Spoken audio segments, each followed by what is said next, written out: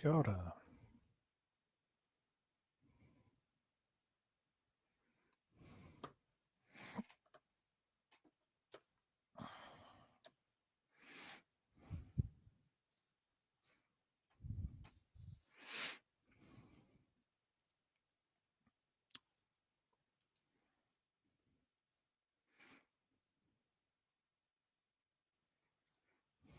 Kia ora kauriki.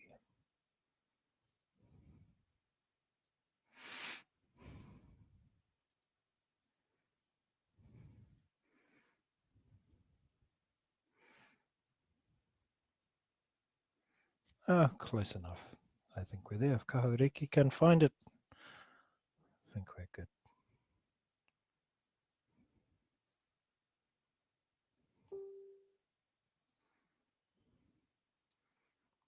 Let's see.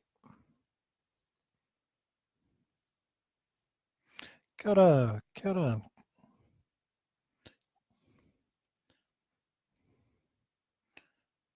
Kia ora, Will, Cam, Rosalie, ora. Kia ora.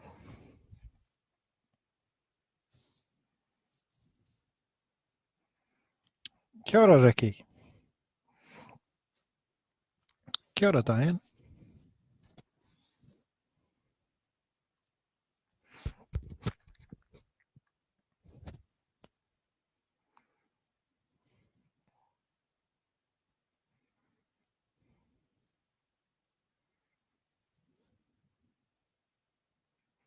Kia ora, Tina.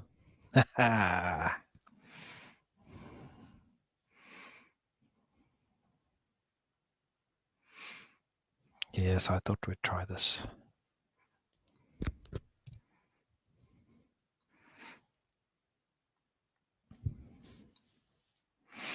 Okay.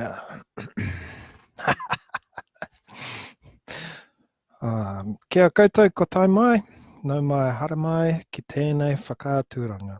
Ko te wāwata, he kai matauranga, tēnei mau. Te manu ka kai te mero, nōnā tina here.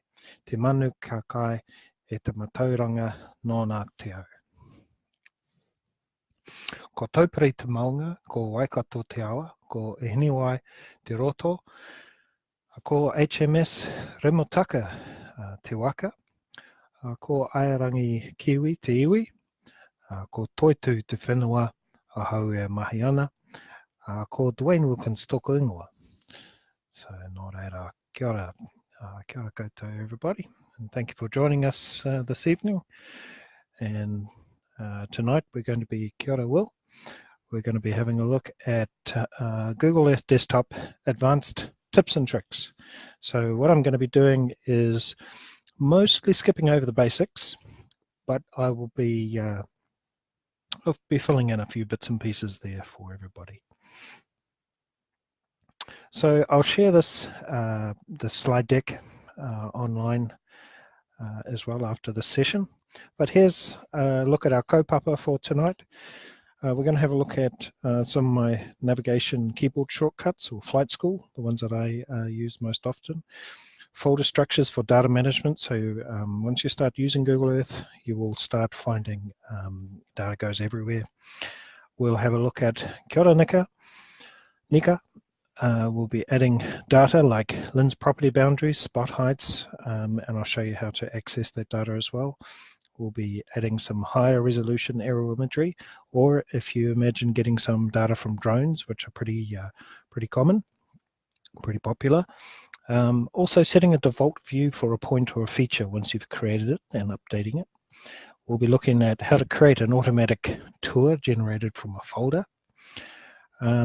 Some of the sunrise, sunset views that I quite like having a play with, and I'm sure some of you too, particularly for things like Matariki. You can get a nice view of Matariki if you pick a date in winter.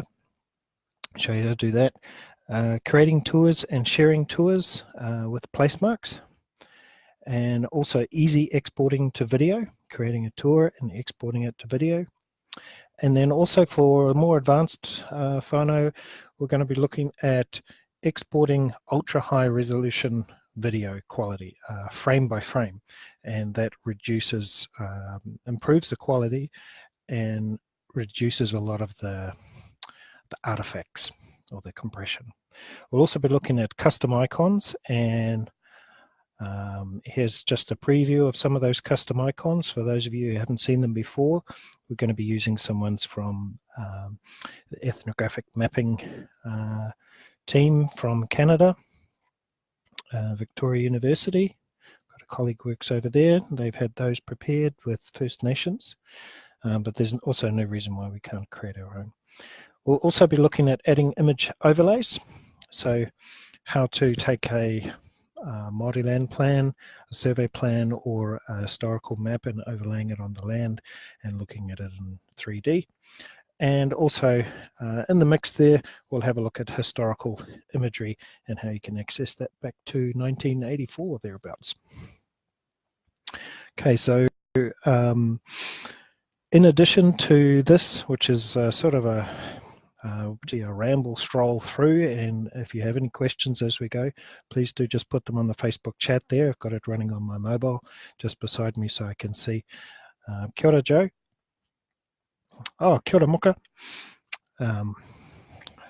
Muka's in a very warm place this week.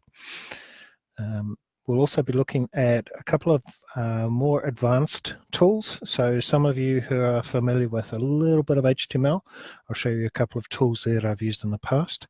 And there's that link to Victoria, Canada. But if you just go custom icons, Victoria, Canada, that's how I find it every time. I can never remember to book it there. Okay. Google Earth. So for those of you who haven't downloaded, very, very simple. Just go Google Earth download, and it will take you to this page, earth.google GP. Make sure you got the GP. There used to be a couple of versions. Agree and download, and you'll be good to go. And then it's just a standard install. So I've got a clean install of Google Earth tonight. Kia ora, Sherry and Ben. Kia ora, Alva. So I'm starting from scratch.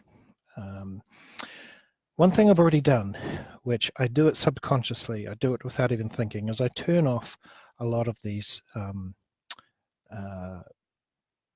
layers on the side. I really just use the terrain, and my favorite one is under weather and clouds, and I think you'll see why in just a moment. So these are almost real time. They're within the last couple of hours. They look pretty neat, particularly when you go down into views like this. You can see, you can get the nice looking cloud. Now the next thing I'm going to do is I'm also going to turn on under Tools Options. I'm just going to go and have a look through these settings here because this is a new install for me. So the first thing I'm going to do is I'm going to turn on decimal degrees. Although this is nice, I don't use any, but decimal degrees lat longs, the same format as what comes in your mobile. Of course, we are meters, kilometers in New Zealand. That I'm going to leave as default. That default. Sometimes you'll end up having a fiddle with this if it doesn't work. I also use vertical exaggeration. I go 1.5 most of the time. It just adds a bit of exaggeration to features. You can see when I go apply, it pops up. So the maunga, the ridges, the landscape features, they pop up just a little bit. If you find it too extreme, you can roll that back to like 1.25, but I very, very seldom, if ever, run it at normal quality, normal exaggeration, and I've never used less.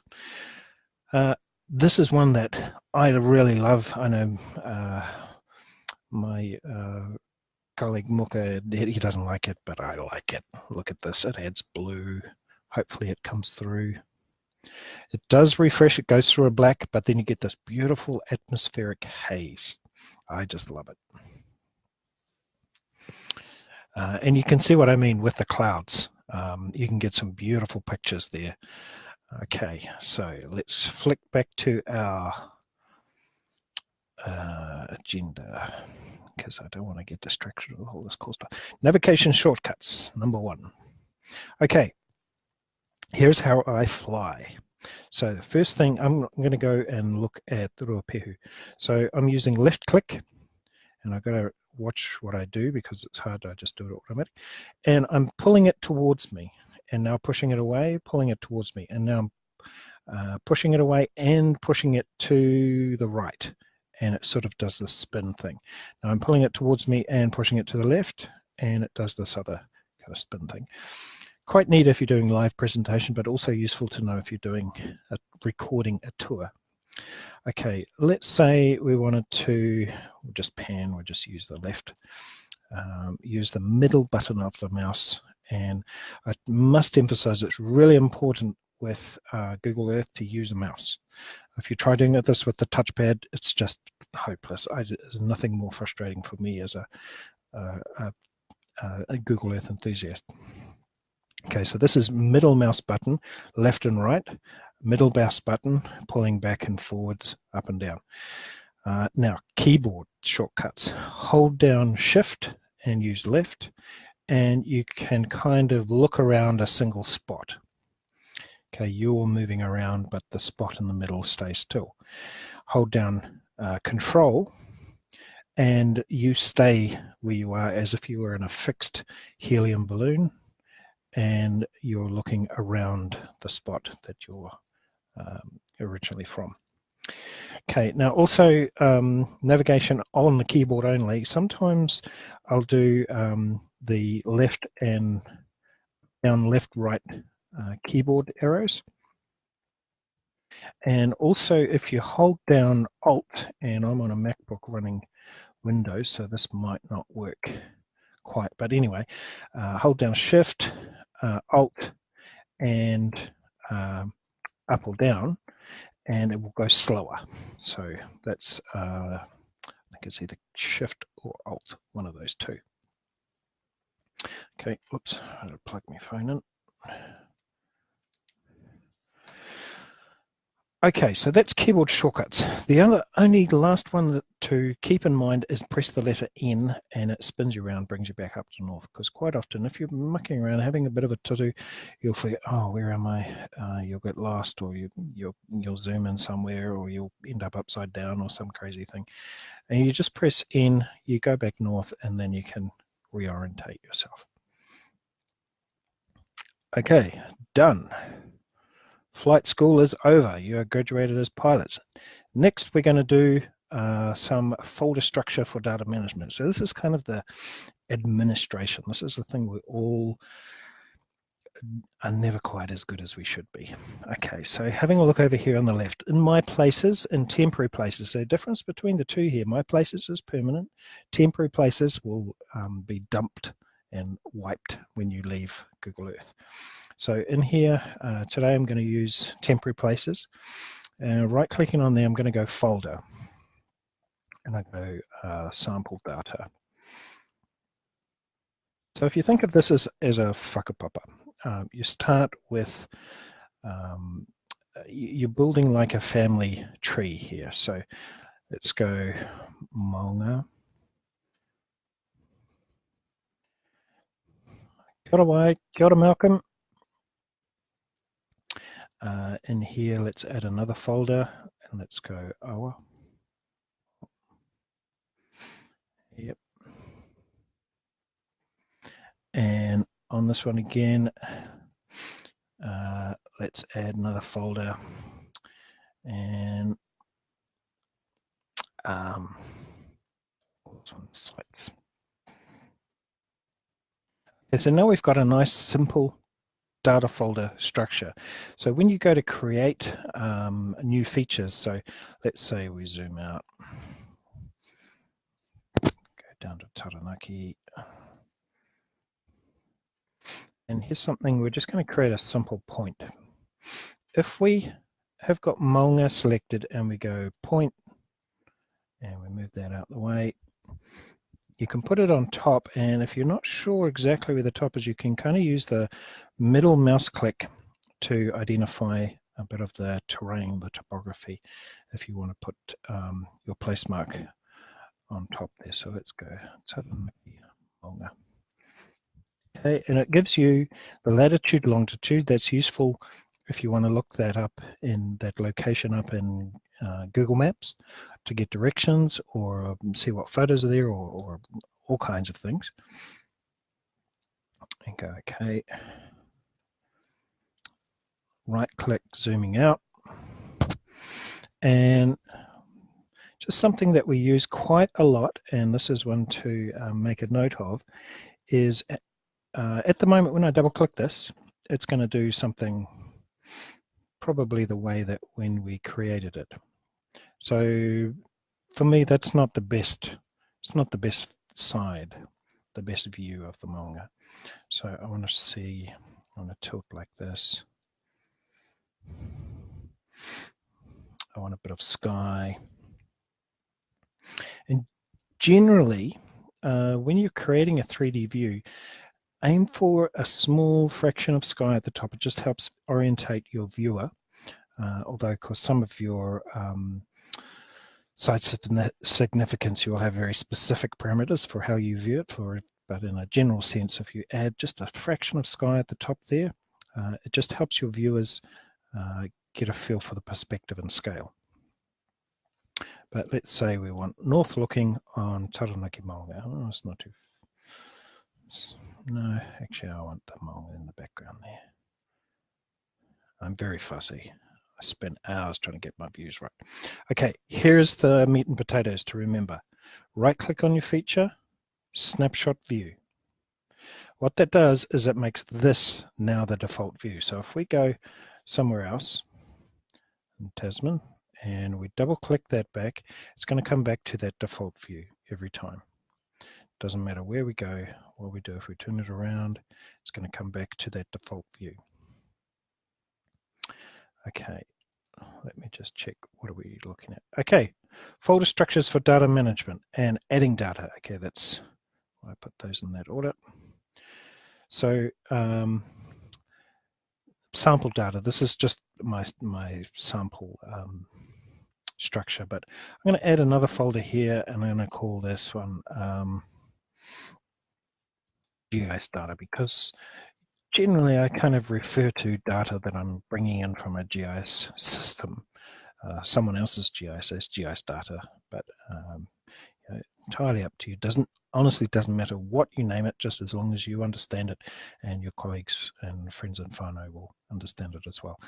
Okay, let's say I've got some data here from LINS, make a subfolder, and that's what I'm highlighted on, and that's what where I want to bring my data in from. So let's have a quick squiz at the LINS data service. So it only took me about 2 years to remember this. So data.lins.govt.nz. I was forever doing a Google search for it, but now I remember the address. Data.lins.govt.nz. You come to this site. This is a site, this is an awesome site for retail therapy. It doesn't cost you anything. You can browse on the left here. Get a well. You can browse at the data, look on the left, add it to your shopping cart, get a preview here in the middle, and then download it. So what I've done is sometimes that download process can take a little while, but what I've done is I've grabbed the spot height points. So these are the points that surveyors use as lookout points, or possibly they're just spot height points. They're out of the topographic maps. For the tramping maps. So if I just type in the search here, spot height, NZ height points, topo 1 to 50. So this is very detailed. I don't want those ones. Topo 1 to 250, so a bit less detailed, but still not too much detail. And this one 1 to 500. So if I add that, you can see these are the main or the most significant peaks that are used in the 1 to 500 or 1 to 500,000 mapping series. If we have a look here at 1 to 250, you can see there's many more. And if we add in the 1 to 50,000, you see there's thousands. Something else with Google Earth is you don't want to add in too much data. So what we do is we add 1 to 500, because if you add too much data, it slows down because it's all running locally. And all you do is once you've created a login, you log in here. You have Coordinates. Coordinates platform is the software that's running here, hosted by Coordinates. Download or order. Now, if your data is less than 40 megabytes, you can download it directly as a Google Earth KML. Nice and easy. You get the metadata, the formats, everything's nice, as long as it's below 40 megabytes. So if you added some data and it was more than 40 megabytes, what you can do is you can use this cropping tool here, and that will allow you to reduce the size or the amount of points. Okay, but for this one, we just download the whole thing. Now what I've done is, because sometimes it can take that process of finding the data, selecting the data, downloading the data can take a few minutes. For purposes of this webinar, I cooked it up a little bit earlier this evening. And so what I've got is some Awa center lines, the 1 to 250. So not all the detail, just enough for visual purposes. I've got the spot heights 1 to 500. I've got the place names from the gazetteer. I've also downloaded some aerial photos. Now from the similar kind of site and from MFE, so data.mfe, also downloaded, they've got a lot of data there. It's the same thing. Browse here on the left, add to your shopping cart, download.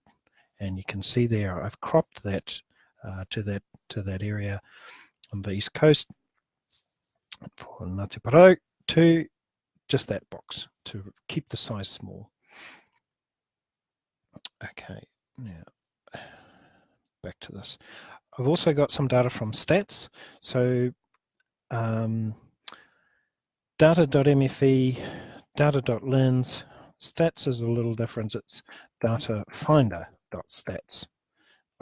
And you can see here again, kia ora Nathan, you can see here again that it's the same thing. You browse on the left, search for the data, add to your shopping cart, and then download it over here. And as long as it's below 40 megs, you can add it straight into Google Earth as a KML. You can also download as a shapefile, and I'll just very quickly show you here what settings to use. If your data is bigger than 40 megabytes, that's no problem. Just be cautious when you get beyond maybe 100 megabytes loading that whole thing into Google Earth. How are we for time? Cool, we're going good. Okay, with Google Earth, what I recommend is WGS 84. There is another alternative, which is the New Zealand map grid, and that's a metric grid. But Google Earth is a global system, so we're going to use World Geodetic System 1984. Now, this is the same one that GPS uses, the same one that your mobile phone uses. Google Maps use it. Any GIS will be able to use this kind of file as well. Now, you can also choose from different formats here, but we're going to go for a simple shapefile. We go accept terms, create, download, and then in a few minutes it goes away. It gives us the data just like that. Email me when it's ready. So that's stats. So data.lens.govt.nz, data.mfe, .govt.nz, datafinder.stats, and also this one is LRIS. Oh, hang on. No, I'm going to have to do it this way. Data portal. And where are we looking? New computer. I know it's called Land Resources LRIS Inventory System, I think. Oh, come on. Okay, let's have a look at this link. Hopefully it'll take us to it. LRIS portal. Okay, so the link that I was looking for is this one here. LRIS, lris.skyinfo.org.nz. So if you want to know soils data, this is where you can get it. Now that's hardcore soil science stuff. I don't use that one because it gives you the actual chemical properties of the soil. And generally, when people say they want a soil map, what they generally want is something like this, LRI or land use capability. So if we go click on that, and we look here at the top of the maunga, this is land use capability, LUC 8, which 8 has no agricultural purpose. Nothing to say anything about the land, it just means for agricultural purposes, it's extremely limited. If we have a look somewhere here in Waikato, you can see here this one is LUC, is class 3, so it's good land for sheep, beef, but the stuff that is 1 and 2, that is the dairy farm kind of areas. Okay, so that's data. Getting off topic here. Back to our thing. Okay, adding data. Oh man, I better hurry up. Adding data. GIS data. So this is where I want it to go. I want it to go into this folder. And I'm going to go open, file, open. And I've put that data in my downloads. It came down as zip files. I unzipped those files.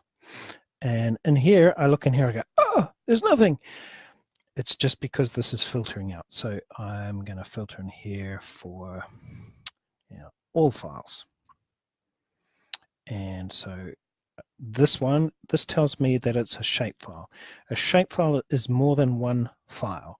Esri shapefile. If you're asking data from a council, ask for either a KML, which is a Google Earth format, or a shapefile.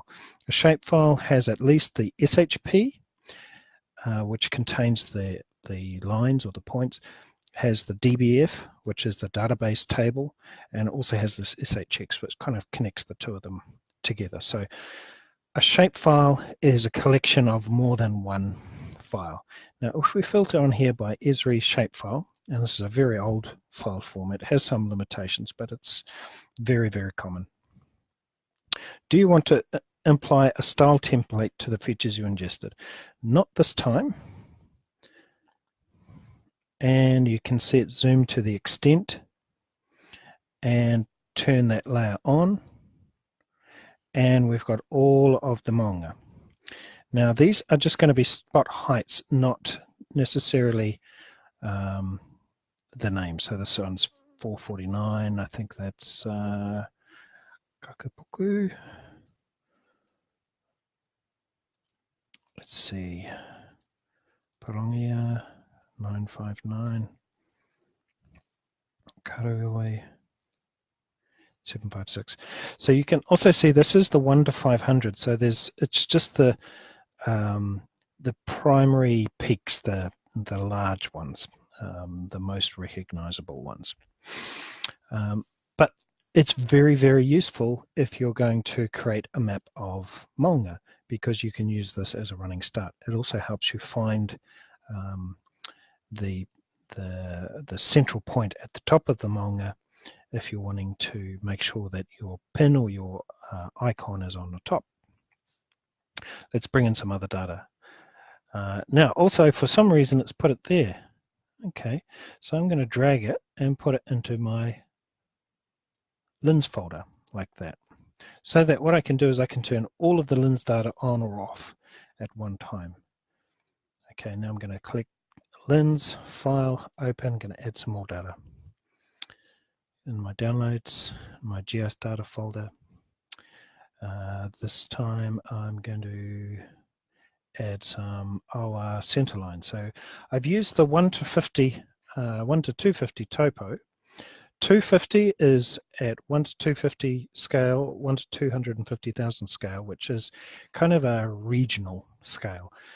You wouldn't use these for hunting. Now I've also downloaded these in KML format, so let's have a look, and you can see there that that one is unzipped at 45 megabytes. So this is a national data set, so it's going to be quite large. It might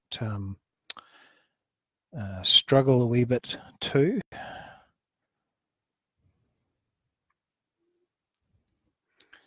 Just making sure that everybody can see.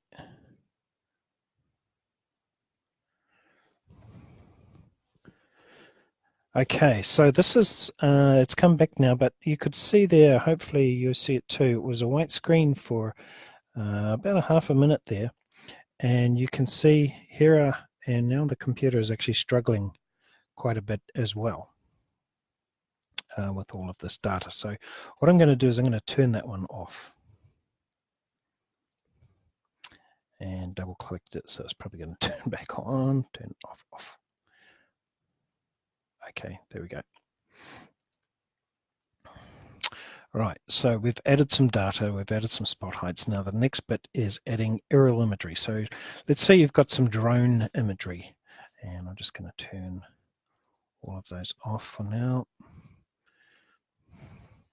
So you've got some drone imagery that you wanted to add.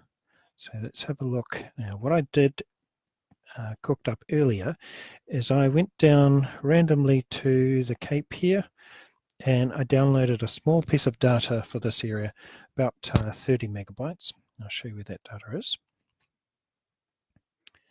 It is here.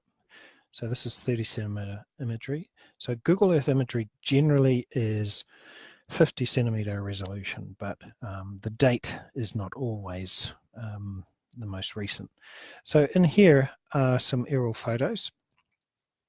And what is going on here with all these folders and things is it's sliced and diced it into a format that Google Earth can ingest much easier, so that it shows it as a series of tiles. So let's see here if we can get this to work.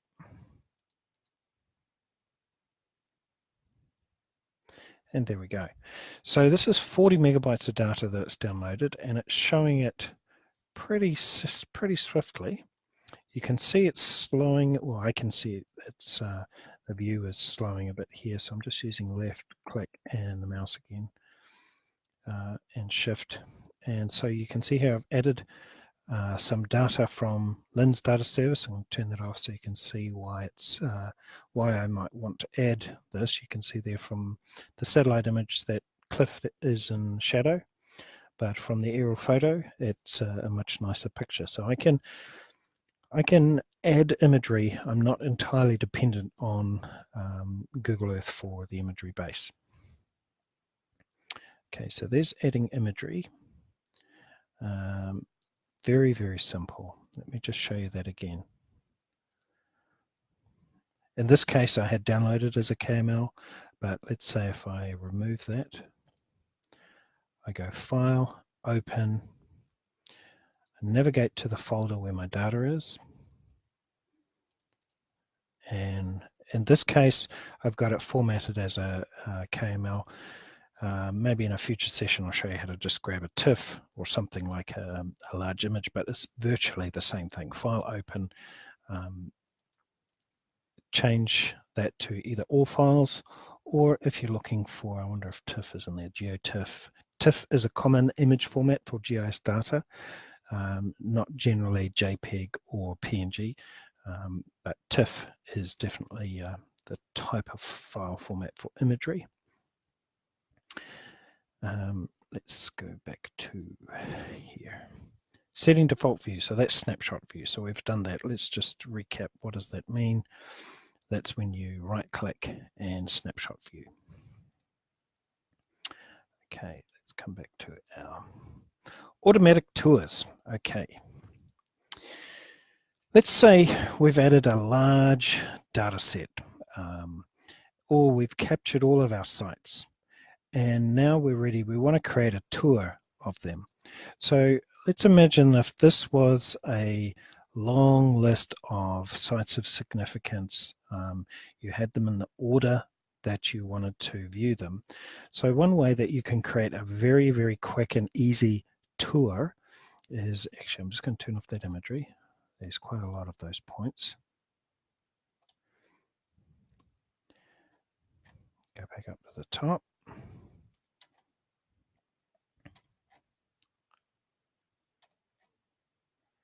Can everybody hear okay? If you have any questions as we go, feel free to put them in the chat there too, whānau. So let's say these were my sites of significance. Then what I can do is I can just turn them all on. So those are all the maunga heights. Kia ora tina. And these are all in a folder. So if you're capturing all of sites of significance, things like maunga, waitapu, urupa, mahingakai, all of these things there, you might want to put those into some kind of folder structure like this so that you can assign different icons and things, which we're going to have a look at in just a moment. In this case, I want to create a tour of all of those places all at once. I just want to have a look. So I click that folder there. Okay, that was that folder just there. And now what it's going to do is in order, that's that one, it's going to automatically play through.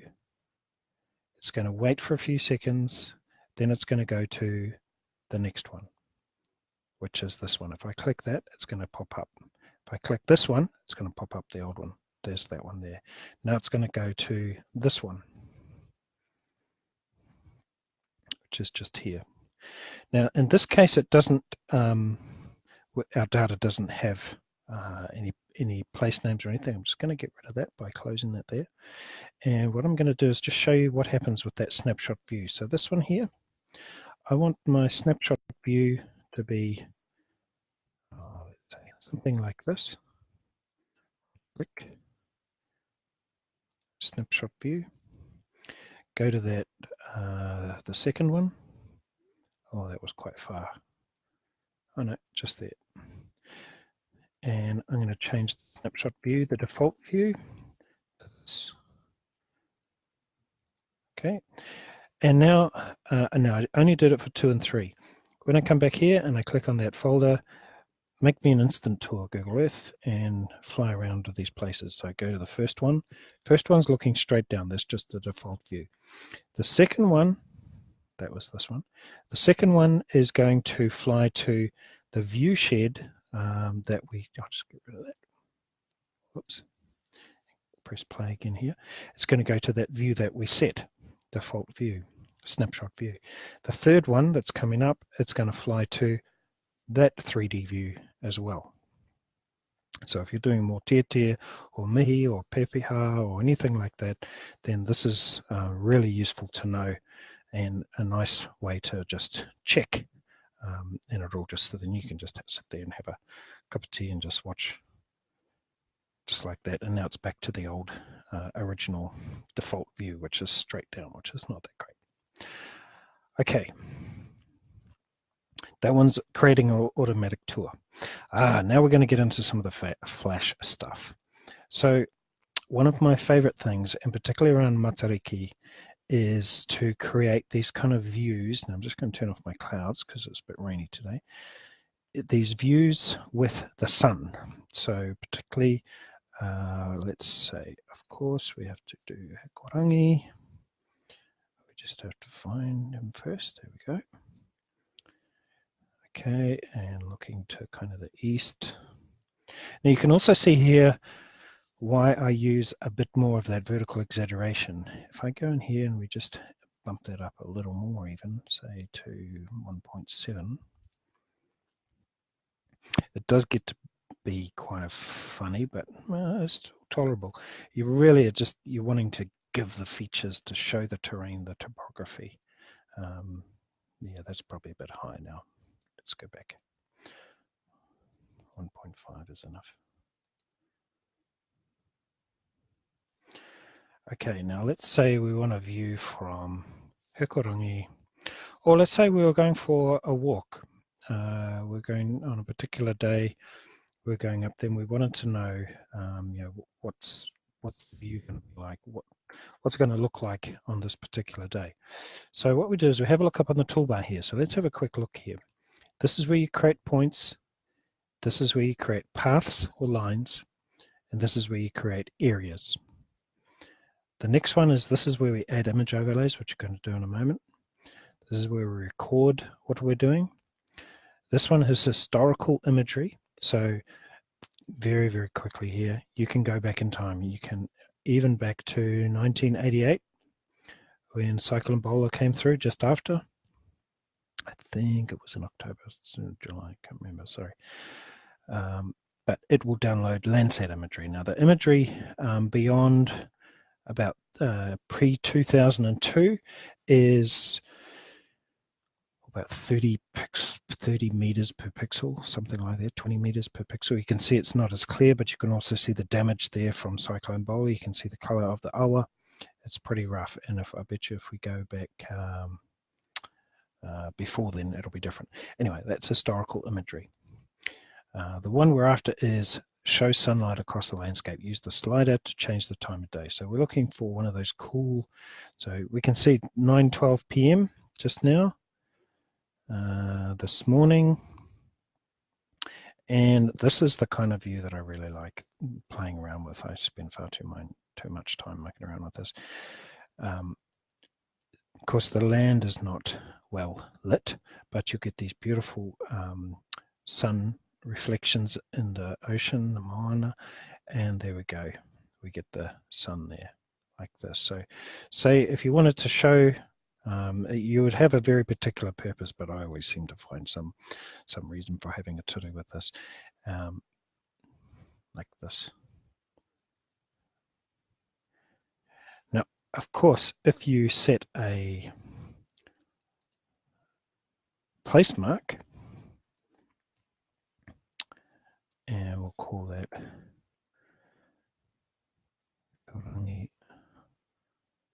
sunrise. It's just a place mark at the moment, but the moment we go snapshot view, it's also taking in that location, that view, that direction at 7:07 a.m. on that date. Now, if we wanted to go back and the previous day, whoop, missed the sunrise, hang on.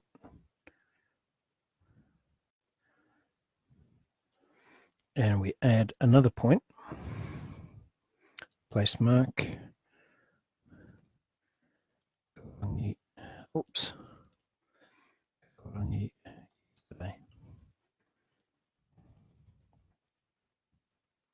Snapshot view.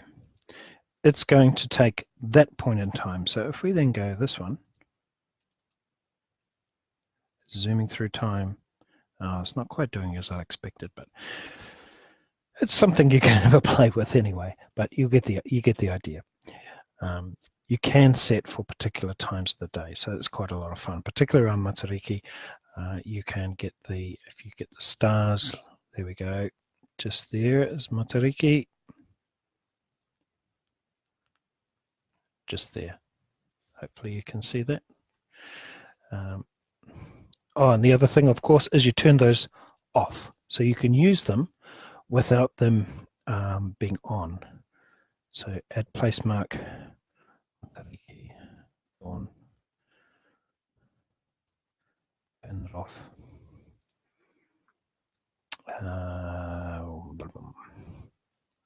Like this. That's pretty cool. Well, I think that's cool. Hopefully you think it's cool too. That's going backwards. But this is going forwards. So how do we make a video of that? Well, we go back to where we want the video to start first. And real easy, we just turn on the video recorder. We go record. I go from there.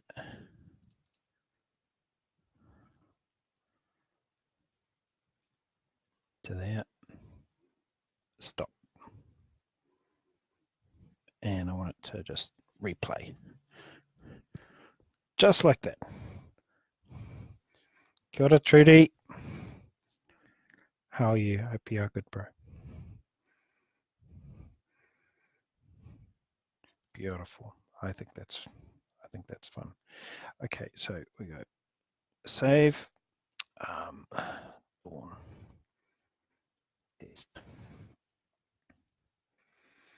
And here's my recording now. It's going to play.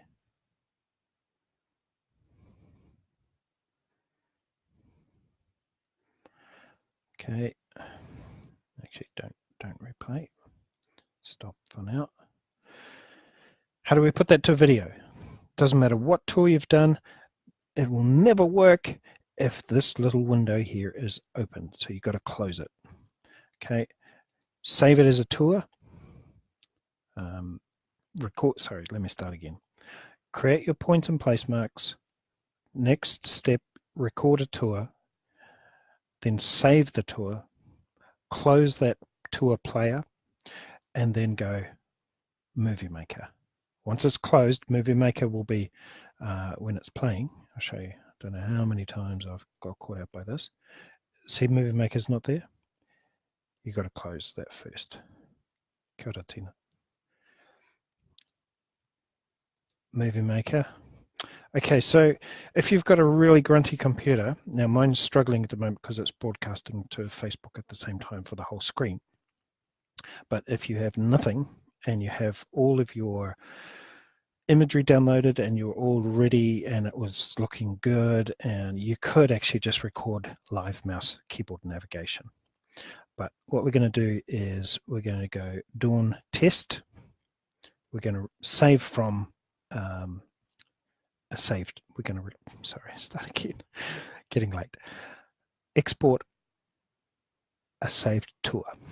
Dawn Test, where we're going to put it. Let's put in videos.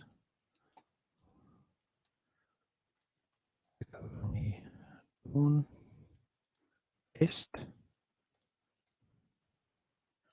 Save. And first time, always just do it low and quick. Never jump straight to these higher resolutions. I'll tell you in a sec about those other ones, but we just go real small, real quick, picture quality, medium, create the movie, do it. Go. Look at that, real small. And when we look in our videos,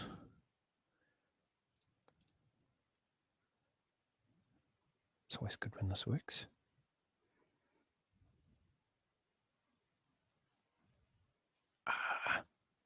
What? Okay.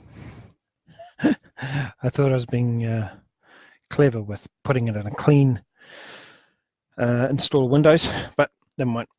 It'll work. It'll work. Okay. Where were we up to? Exporting. Movie Maker.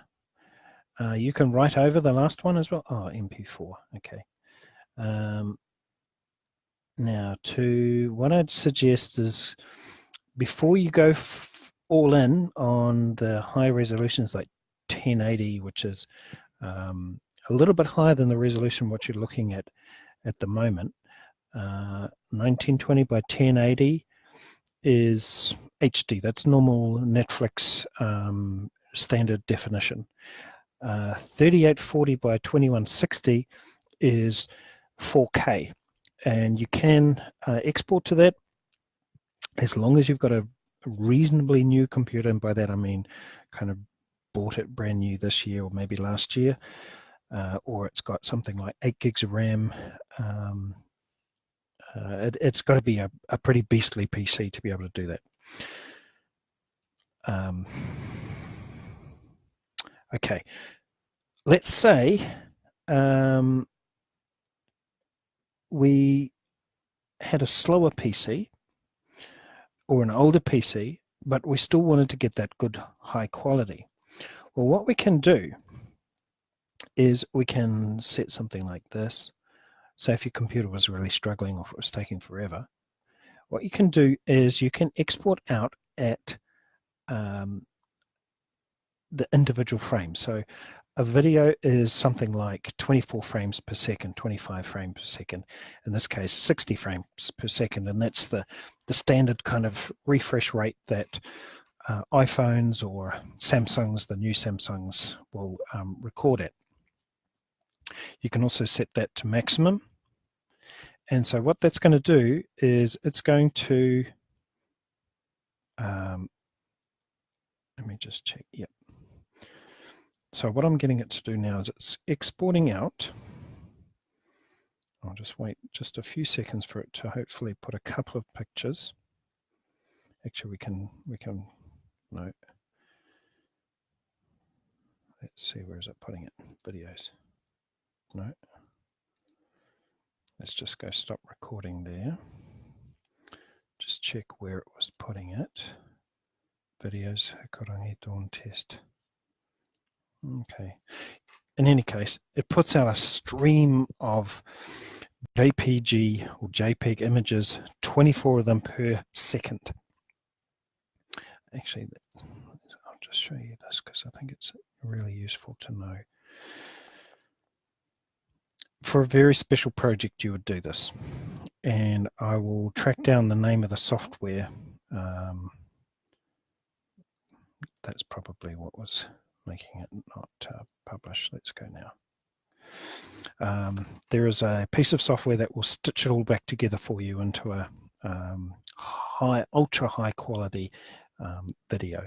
So I'll just stop recording there because what it's done is it's done 8%. You can see here now, these are the individual frames. So when I flick through and very, very slowly, these are all of the individual frames. So those of you who are into video, that's something to have a to-do with. All right, let's go back to business.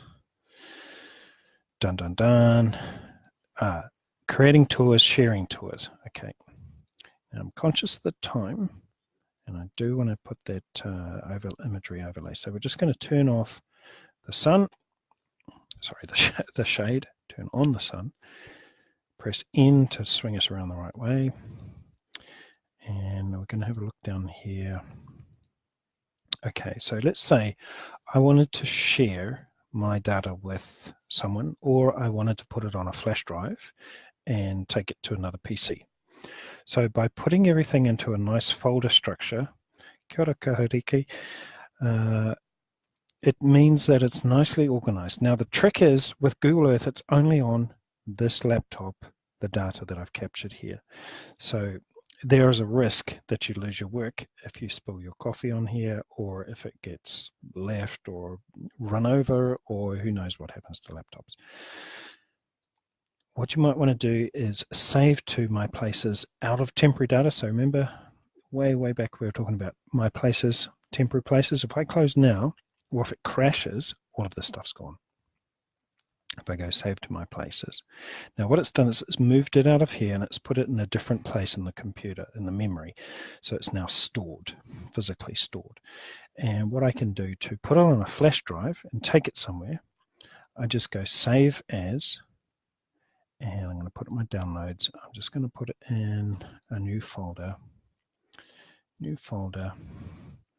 suitcase, because this is what I'm traveling with.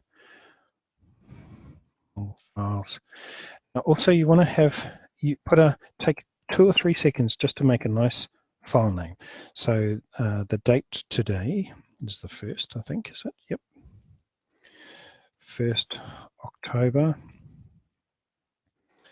And I made these files, DW. Now that's saved. If Google Earth crashes for some reason, it doesn't often crash, but when you put a lot of data in there, it does.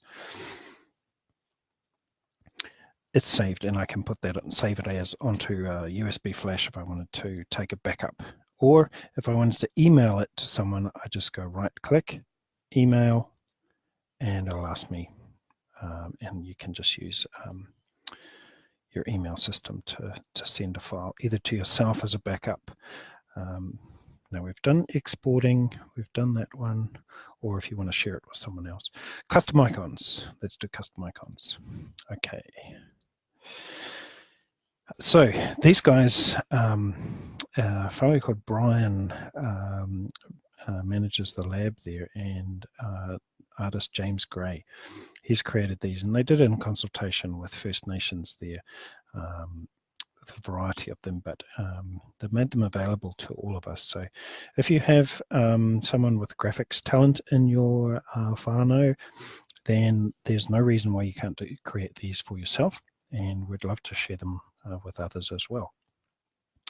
Let's say we wanted to put a, it's a mining one, but it looks like it would make a nice Maunga one.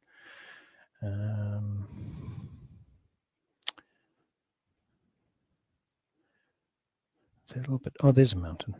Okay, so we click that one. And you can see that that's a nice wee icon for using in Google Earth. And here's the location of it. So we're going to copy that. Just going to Control-C copy. We're going to come over here, and all of those Maunga, where did we put them? In here. They were in the lens data folder. I'm going to right-click on the folder that they're all in, and this is also why you might use a folder to put like types of data in. And I'm going to use a custom icon. So I go Add Custom Icon. Item location is there on the interwebs. Okay. Okay, and there's my icon there. Take default this time. Okay, and if I turn those on, I've got this nice little kind of 2D, but 3D Maunga icon. And you can do that for any PNG file. You also want to make sure that it's a transparent PNG. That means outside of the graphic that you're looking at, the rest of it is transparent. But any Google imagery search will help you do that. The last one I wanted to show for this evening, whānau, is just adding imagery overlays. I think a lot of you will find this quite useful. So what I'm going to do is I'm just going to clear out everything here because I want this to go. I'm just going to delete all my stuff, hopefully, because I want it to go quickly and I don't want any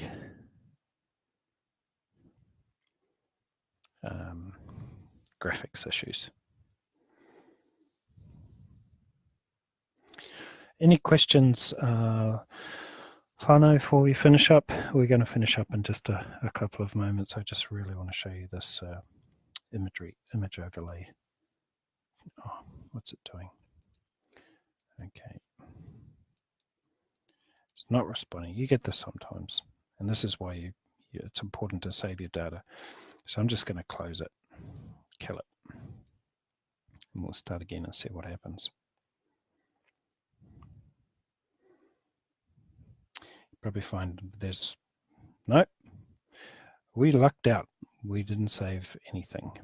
So I crashed it intentionally then, but it gives you the idea that you want to save your work, particularly after you've captured a reasonable amount of information.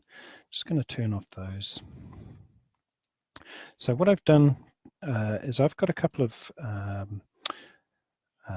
historical survey plans that I'm going to have a look at. In this case, Maori land plans. So there's a couple from Ruatoria. There's a custom icon, Marae. I just went searching for Marae icon. But what we're going to do is we're going to overlay this one here for Wellington Tents Trust. So I know that that's about where the image lays, excuse me, overlay is. Up on the toolbar, add image overlay. So I can go here.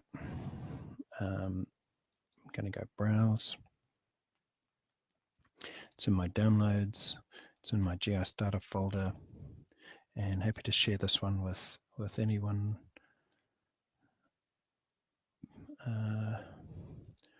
Just a moment. Just want to make sure I get the right one. This one here. Go OK. And what I've got to do is you kind of got to juggle your screen space a little. It just takes a moment. It's just doing some processing of the image. Oh, kia ora, Malcolm. It's just taking a moment. Okay, there it goes. And then now I can move that down there. And also just note this opacity and actually it's doing what I was hoping it wouldn't do. Because I'm sharing my screen, the transparency function is not working as it did before, but I'm going to try it anyway. Whoops. I accidentally went out of editing there, so I'm just going to go properties on there. I'm going to ML 10430 because I can see that's the name there, so it's easy to recognize. And it's difficult to do this without that transparency working, but I'll just do it so you can see get the idea. Now I can see here in my landscape features, because this is a historical, sometimes the land changes, you know, there's earthquakes, there's all kinds of land rise, comes up, comes down. So I'm just moving that in just like so. Oh, it's difficult without the transparency. It does usually work. Okay, that'll do for now. So once you've got it about where you want, you can also look at the plan in 3D. And the beauty of this is that you can come down and if your transparency works, which mine doesn't, many of these lines will line up with the modern cadastre. So if you come over here to, what do I mean by cadastre? Sorry, property boundaries. If you come over here and you go data.lins.evt.embed, and you can access property boundaries, property titles, primary parcel. Actually, that would be a future webinar explaining how all of those fit together. But just very, very briefly, a property can be made up of more than one title, and a title can apply to more than one parcel.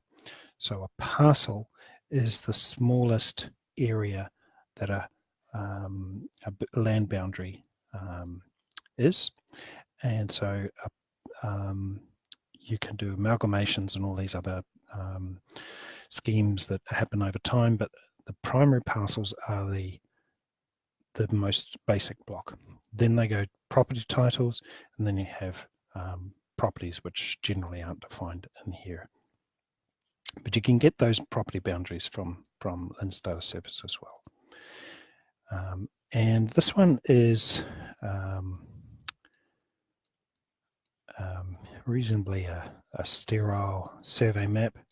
You can go down, you can see this one's from 1843. But if I just show you my favorite, and kia ora to anyone up in Rotoria, this one here, this is really, this is an amazing plan. Just show you some of the detail you can get on some of these survey plans. And I was so pleased to be able to get this one and share it with whānau up there. But you can see here, this is the distance of maybe just 1 kilometre. And so by adding this to Google Earth, overlaying, putting into 3D, and then creating a video tour, you can then easily capture place names off here. You can have a look at details like the guide that went with the surveyor, 1885, 1884, but a lot of these places are lost. Many of them were lost to living memory, so it was quite neat to be able to see whānau up at the Rotoria, knowing the value to them that this image represents. Okay, let's just check off our shopping list of things. Time travel, yep, we covered time travel. That's just up in here with historical imagery. Just a note too with some of these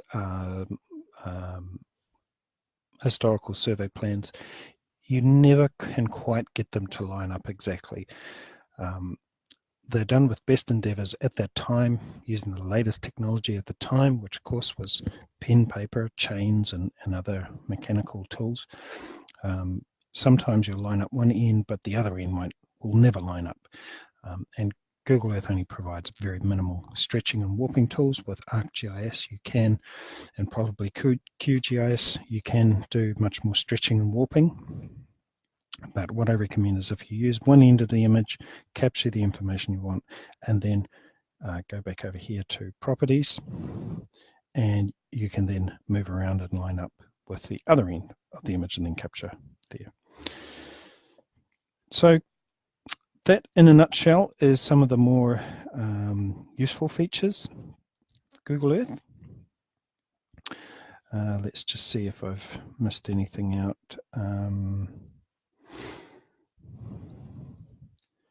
Down here, you get the latitude, longitude. Oh, this little circle here. So if you want to use Google Earth offline, then what you need to do before you take it offline is go online and cache the imagery. So that means you just come in here and just look, literally just look. And sometimes if you make a sample tour, just to cache the imagery. So kia ora, Tina's got a question here. Online source for historical image, Harangue Council. There's 3 or 4 ways to get some of those survey plans. So kia ora whānau, we'll just finish up on the main thing here. What we're going to do is we're just going to hang around for a couple of minutes and just talk about getting those survey plans. So if you like to if you'd like to finish up now, you're welcome, and we'll see you again same time next week. We'll be looking at much more on the property data and mapping. But just now I'm just going to show you how to track down which of those Māori land plans, in particular like the ML700, and how you find them for your block. So the first thing is to go to data.lins and navigate to the area of interest. So for that one, Ngā Moe block in Ruatoria, then we can look, it's about there. And over here, I'm going to go survey.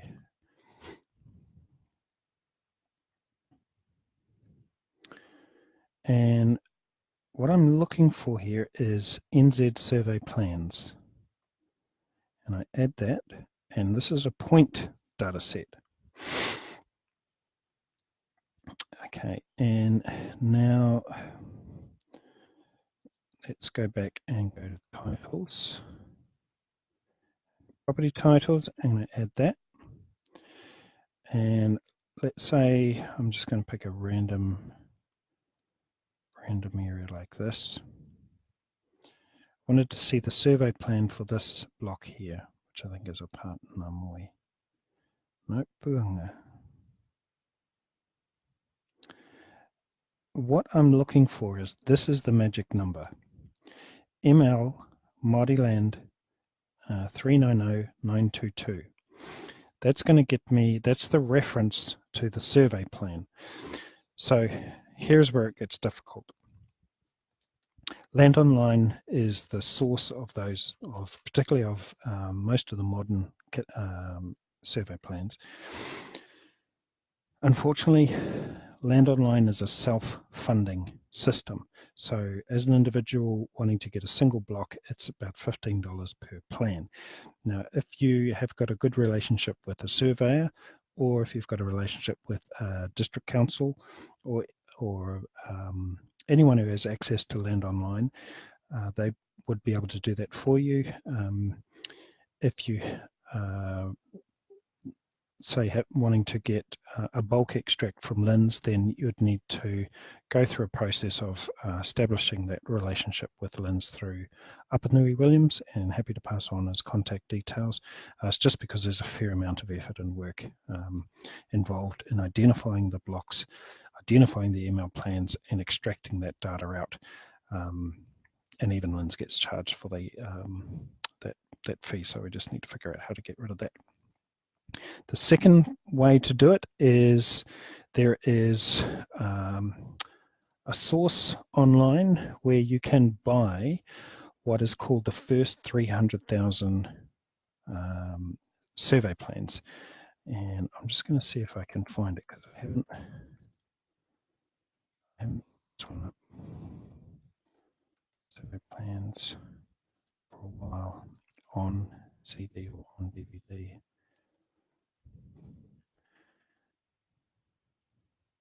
Whoops.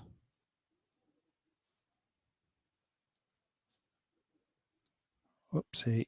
Looks like I've done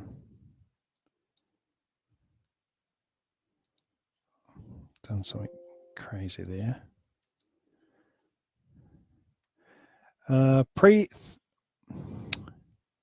What's this trying to do? Maybe it's telling me to hurry up and get off. That's the link you're after. It's got all of the old survey plans there. Prevent this. Don't reload that site. Anyway, that's where you can find them.